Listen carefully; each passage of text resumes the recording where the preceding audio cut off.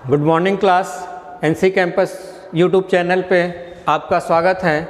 मैं एक बार फिर आपके सामने उपस्थित हूँ।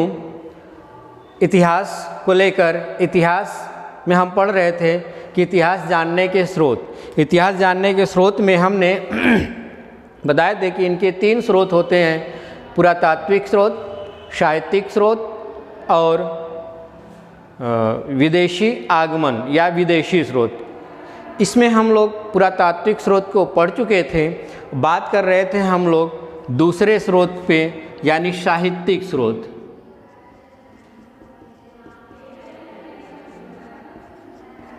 साहित्यिक स्रोत पे बात कर रहे थे तो साहित्यिक स्रोत में हमने बताया था कि साहित्यिक स्रोतों को 2 भागों में विभाजित किया गया था। एक था हमारा धार्मिक साहित्यिक स्रोत, दूसरा था हमारा गैर धार्मिक साहित्यिक स्रोत। गैर धार्मिक साहित्यिक स्रोत क्लियर हुआ, जिसमें से हम बताए थे आपको धार्मिक साहित्यिक स्रोत में जैसे हमने बताया था वेद,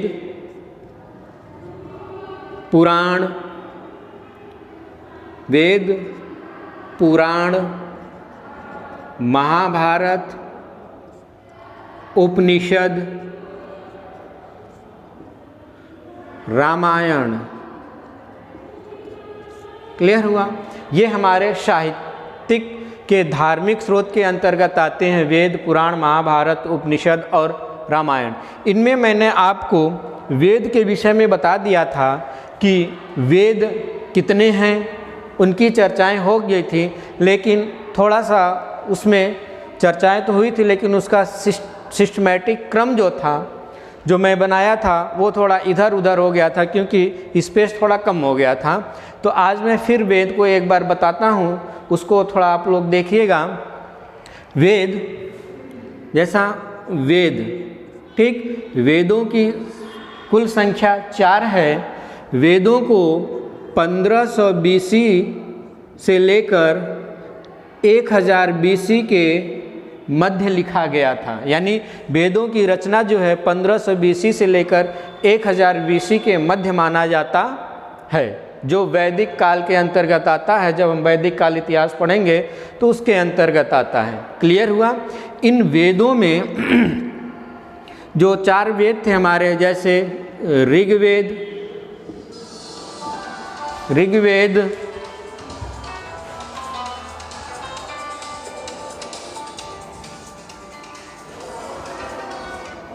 हाँ सर,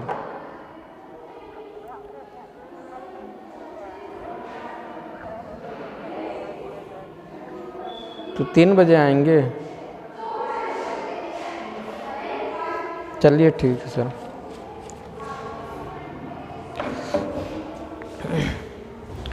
सॉरी फ्रेंड्स, कॉल आ गया था बीच में। वेदों की संख्या 4 है, जैसे ऋग्वेद, यजुर्वेद, सामवेद और एक है हमारा अथर्ववेद। ये 4 वेद हैं। इन वेदों में बात करें तो सबसे प्राचीन वेद की अगर बात की जाए आपसे, सबसे प्राचीन वेद, तो सबसे प्राचीन एवं प्रमाणिक वेद माना गया है ऋग्वेद को। किसको माना गया है? ऋग्वेद, है ना। ऋग्वेद को माना गया है। ऋग्वेद में कुल मंडलों की संख्या पूछे तो 10 मंडल हैं और श्लोक कुल 1028 श्लोकों का उल्लेख मिलता है हमारा ऋग्वेद में। क्लियर हुआ बेटा। अब इसी के आगे हम देखते हैं चारों वेद के विषय में थोड़ा सा एक सारणी बनाएंगे, उसको आप लोग नोट कर लीजिएगा। पहले इसको नोट कर लीजिए, फिर मैं उसको बनाता हूँ। क्लियर।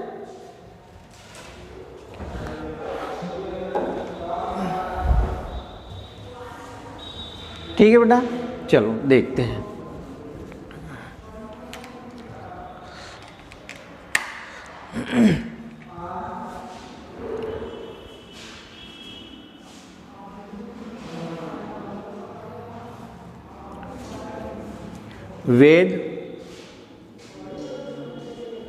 वेदों की संख्या 4। इन वेदों के लिए 4 उपवेद भी हैं। उपवेद, इनकी भी संख्या कितनी है? 4 ही हैं। हमारे वेदों के भी उपवेद जो हैं 4 ही हैं। और इन उपवेदों का संबंध देखेंगे कि किस वेद का संबंध किससे है।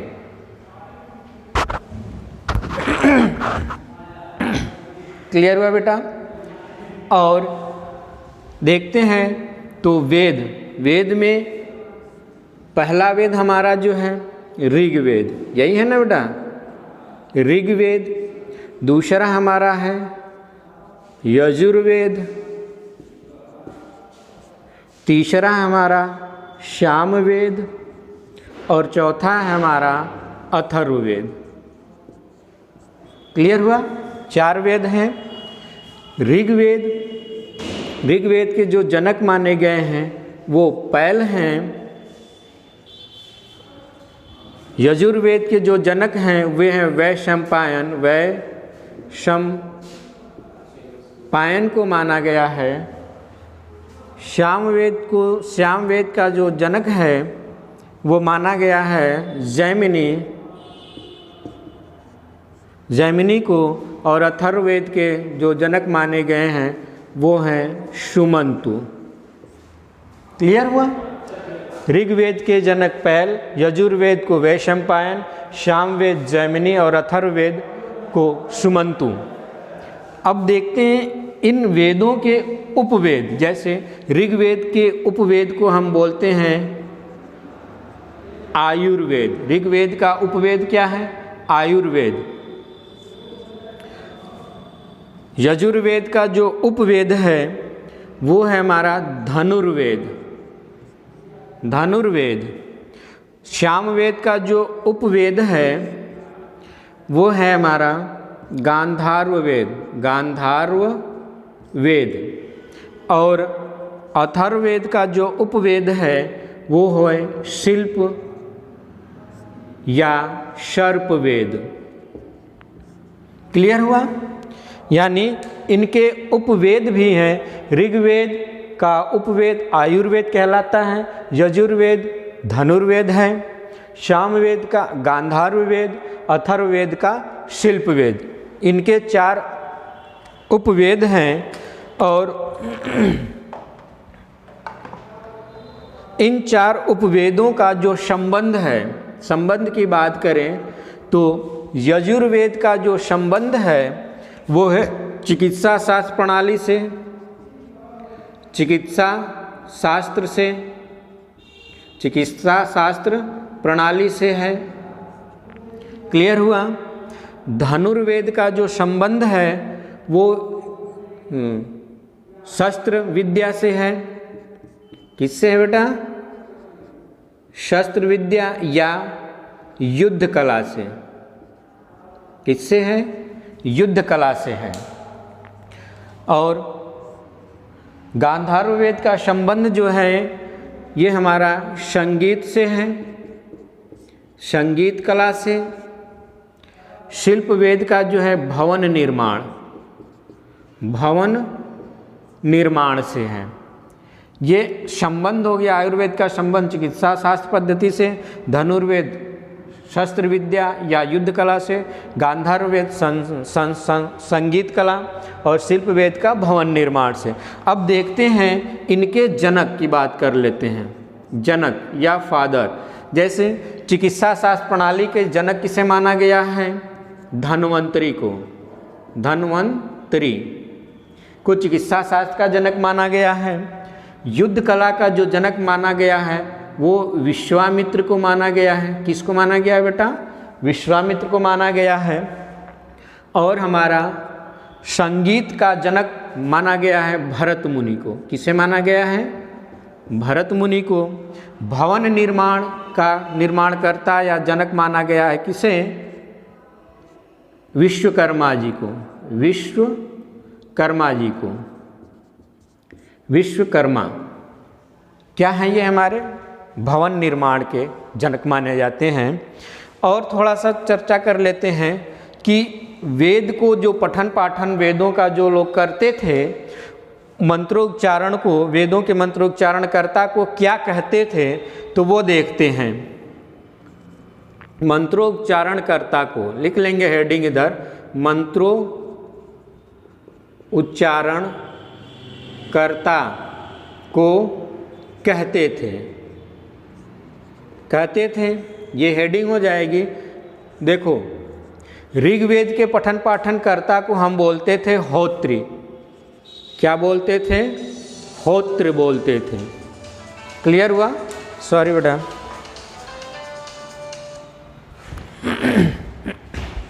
क्या बोलते थे?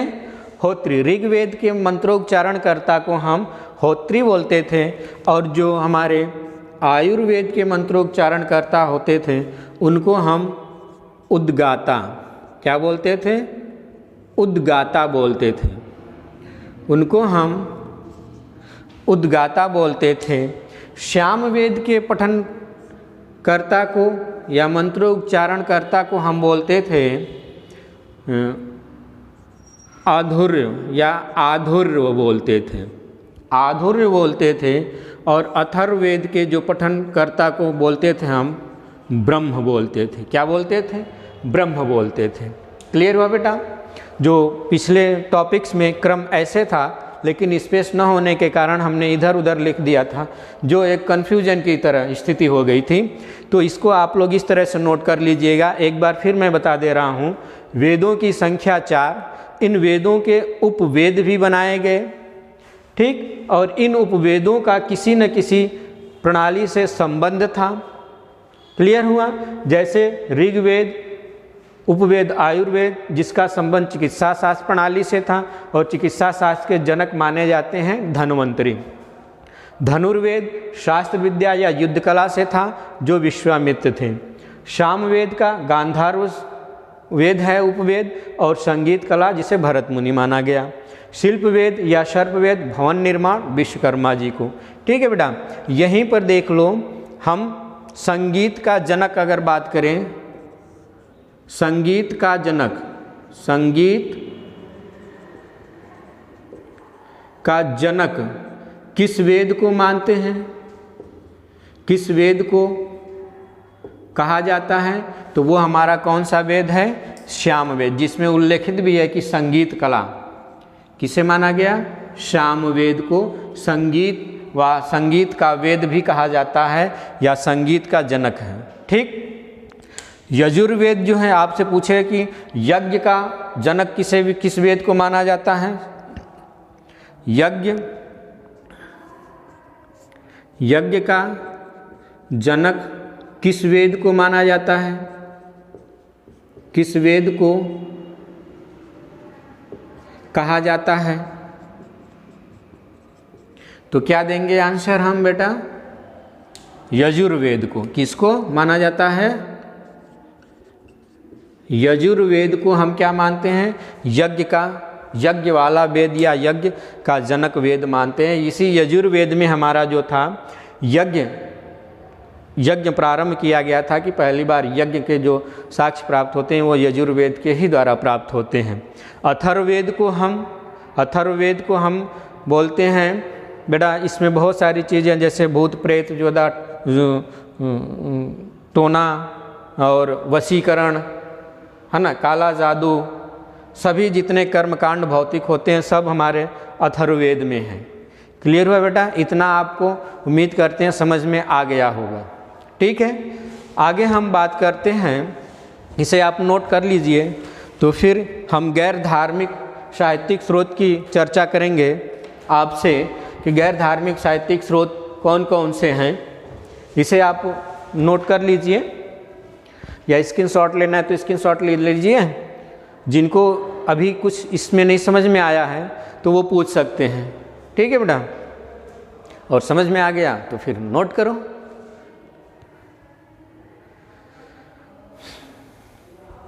ठीक है बेटा, तो आगे चलते हैं। इसको मैं रफ करता हूँ, फिर हम चर्चा करेंगे गैर साहित्यिक स्रोत पर। ये तो धार्मिक स्रोत हो गए, सॉरी इसमें अभी और धार्मिक स्रोत में है, जैसे पुराण हैं हमारे और उपनिषद महाभारत। ठीक है, तो पुराण में अगर देख लेते हैं हम, इसमें तो उतना कुछ है नहीं, बस देख लेते हैं पुराण में कि पुराणों की संख्या कितनी है।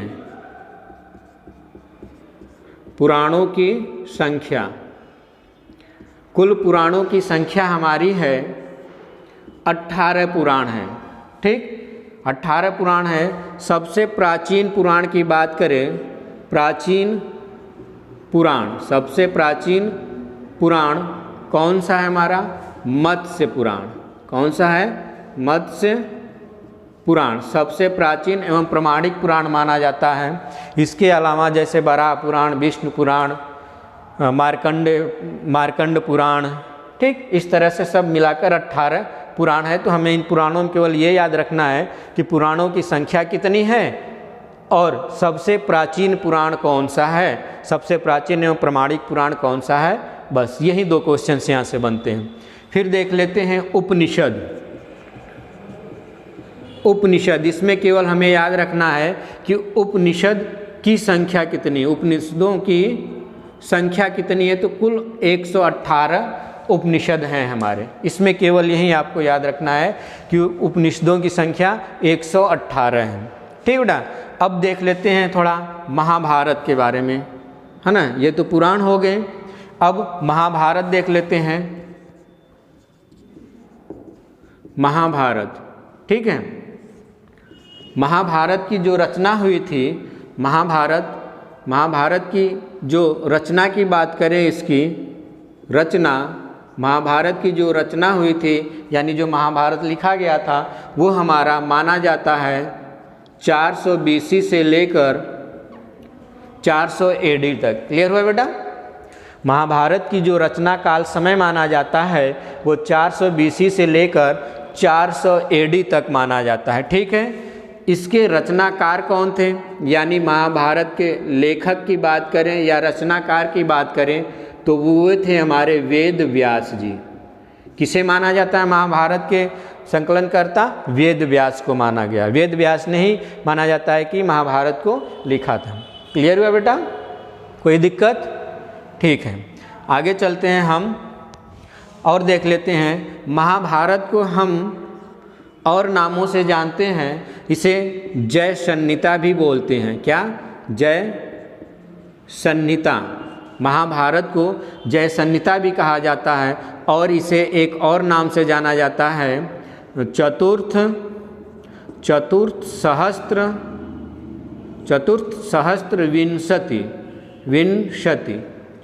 सहस्त्र विंशति के नाम से भी इसे जाना जाता है। चतुर्थ सहस्त्र विंशति मतलब इसमें महाभारत में देखा जाए तो 24,000 श्लोकों का वर्णन हमें मिलता है, जिसके आधार पर महाभारत को चतुर्थ सहस्त्र विंशति के नाम से इसे जाना जाता है।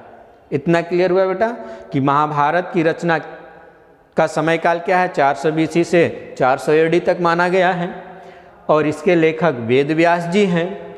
जय संहिता के नाम से भी इसे जानते हैं और चतुर्थ सहस्त्र विंशति भी महाभारत को बोला जाता है। इतना क्लियर हुआ? रामायण को देख लेते हैं थोड़ा।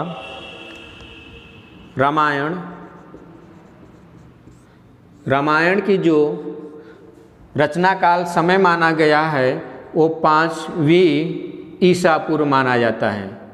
ईसा पूर्व यानी 5वीं ईसा पूर्व में रामायण की रचना की गई थी, जिसके रचना काल थे कौन? वाल्मीकि जी।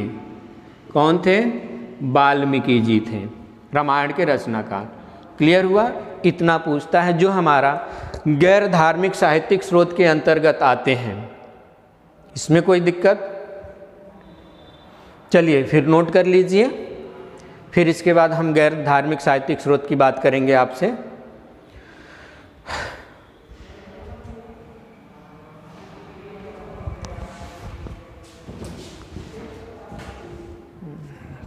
सॉरी, अब आप हेडिंग डालिए साहित्यिक स्रोत के अंतर्गत गैर धार्मिक साहित्यिक स्रोत।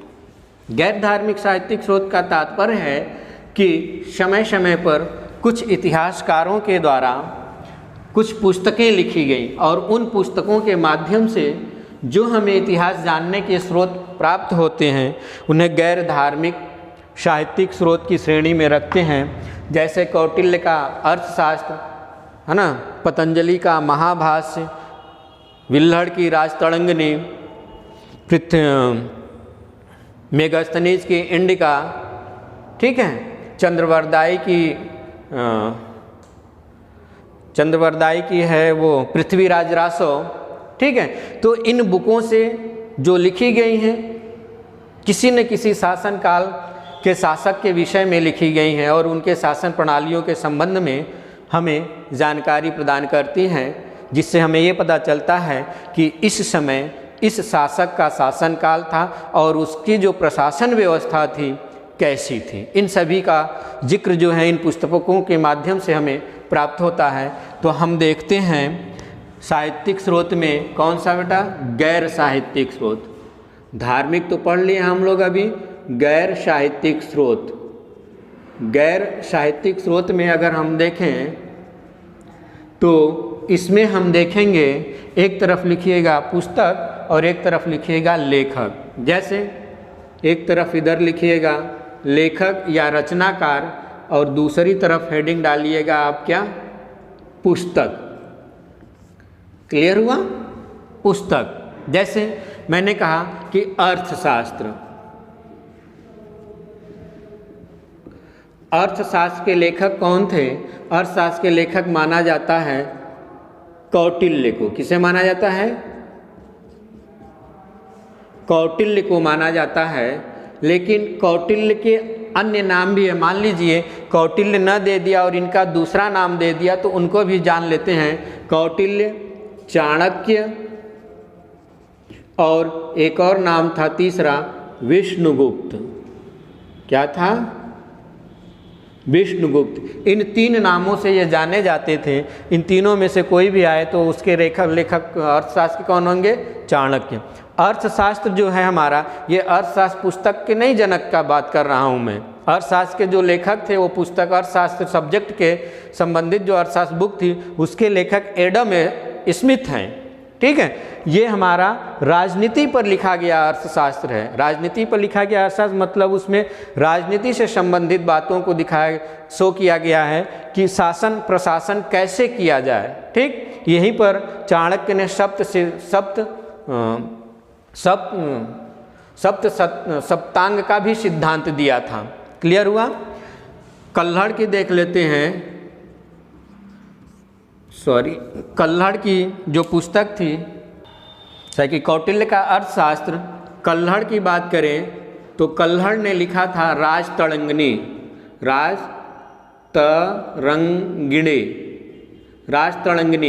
राजतरंगिणी का इतिहास जो है जम्मू कश्मीर से संबंधित है। ठीक है। पतंजलि का महाभाष्य के लेखक कौन थे? पतंजलि थे। क्लियर हुआ? पतंजलि का महाभाष्य। हर्षवर्धन एक शासक हुआ करते थे प्राचीन काल में। ठीक, जिन्हें माना जाता है ये भारत के अंतिम हिंदू शासक माने जाते हैं, जिनकी मृत्यु 647 ईस्वी में इनकी मृत्यु हुई थी, हर्षवर्धन की। इन्होंने 3 पुस्तक लिखी थी। कितनी पुस्तक? 3 पुस्तकें। रत्नावली,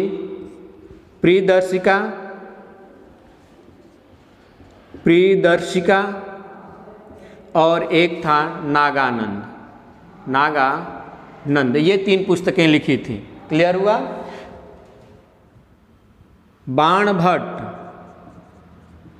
बाणभट्ट ने कौन सी पुस्तक लिखी थी? बाणभट्ट हर्षचरित या हर्षचरितम नामक पुस्तक लिखी थी। क्लियर हुआ? विशाखा दत्त की पुस्तक का नाम है मुद्रा राक्षस। कौन सी पुस्तक लिखे थे ये? मुद्रा राक्षस लिखे थे। कालिदास की अगर बात करें हम, कालिदास भी गुप्त शासन काल में कवि हुआ करते थे। तो इन्होंने पुस्तक लिखी थी, 4 पुस्तकें लिखी हैं, है ना। कौन कौन सी लिखी हैं? लिखी हैं वो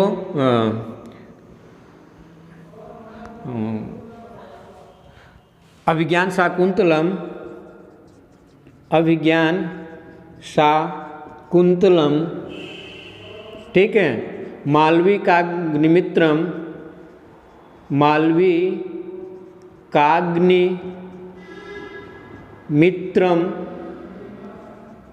मालवी काग्निमित्रम, कुमार संभव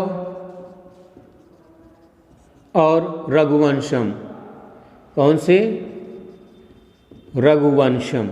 ये 4 पुस्तकें जो थी कालिदास ने लिखी हैं। इसके अलावा भी और पुस्तकें हैं, जैसे मलिक मोहम्मद जायसी देख लेते हैं। मलिक मोहम्मद जायसी, मलिक मोहम्मद जायसी ने कौन सी पुस्तक लिखी थी? पद्मावत। पद्मावत क्लियर है? पद्मावत, इसी पर मूवी बनी है पद्मावती। समझ में आ रही है आपको? और भी हम देख लेते हैं, कुछ पुस्तकों के विषय में जान लेते हैं। जैसे क्षेमेंद्र लिखे थे, बृहत कथा मंजरी लिखे हैं, वागपति गौड़वाहो लिखे हैं, है ना, और सोमदेव कथा सरित लिखे हैं। चंद्रवरदाई की पृथ्वीराज रासो, एक चीज़ और लिख लो, चंद्रवरदाई पृथ्वीराज रासो, बहुत पूछता है ये भी हमारा कि चंद्रवरदाई, चंद्रवरदाई कौन सी पुस्तक लिखे थे? ये लिखे थे पृथ्वीराज रासो। क्लियर हुआ है ना बेटा? और देख लेते हैं कुछ पुस्तकों को, ठीक है, इतना आपको समझ में आइए। धार्मिक गैर धार्मिक साहित्यिक स्रोत हैं जिसकी रचना कुछ लेखकों के द्वारा, कवियों के द्वारा की गई थी। ये पुस्तक जो हैं बहुत ही इम्पोर्टेंट है। कभी कभी इन पुस्तकों के विषय में पूछ लेता है कि भाई बताइए अर्थशास्त्र के लेखक कौन थे, राजतरंगिणी के लेखक कौन है, पतंजलि के लेखक महाभाष्य के लेखक कौन हैं। और एक और पुस्तक है आपकी उनकी पाणिनि की। पाणिनि ने कौन सी पुस्तक लिखी थी?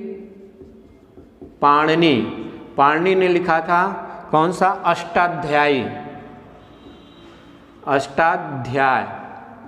अष्टाध्यायी पुस्तक लिखी थी पाणिनि की। यह भी बहुत फेमस पुस्तक है।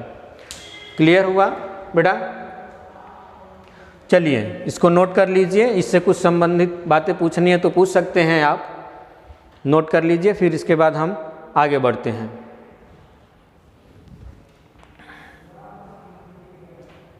गुड, चलिए चलते हैं, हम बात करते हैं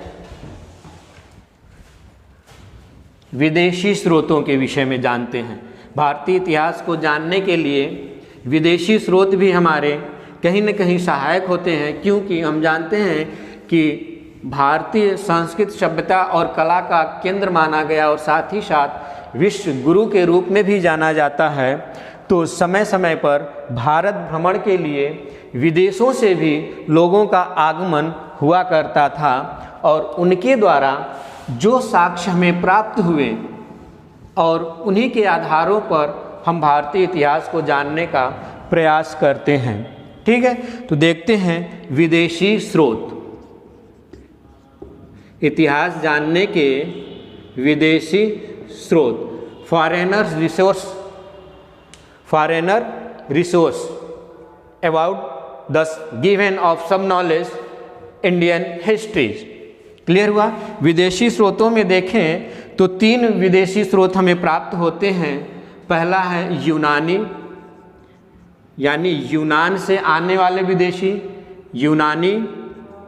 ठीक है, यूनानियों में अगर बात करें तो देखते हैं यूनानी विदेशी स्रोतों यानी यूनान से भारत आने वाले लोगों में से कुछ लोगों को देखते हैं, जैसे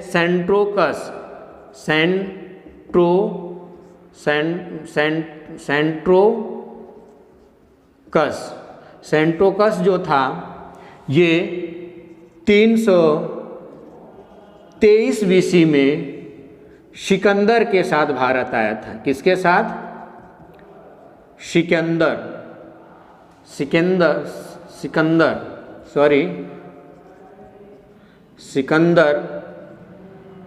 के साथ भारत आया था।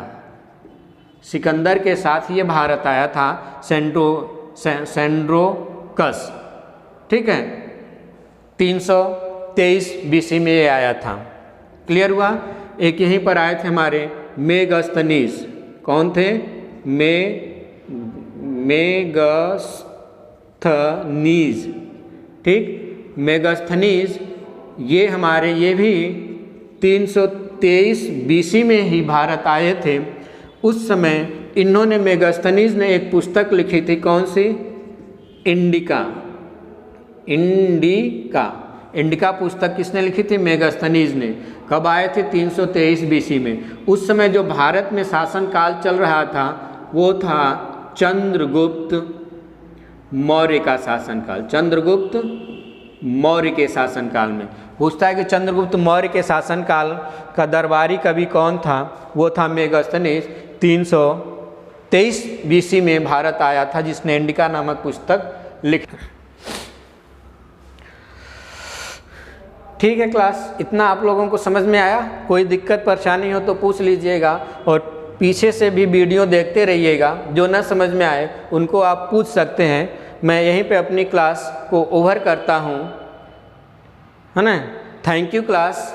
आप हमारे एनसी कैंपस को सब्सक्राइब करिए, और यदि वीडियो आपको पसंद आती हो तो इसे लाइक और शेयर भी किया करिए यारों। Thank you.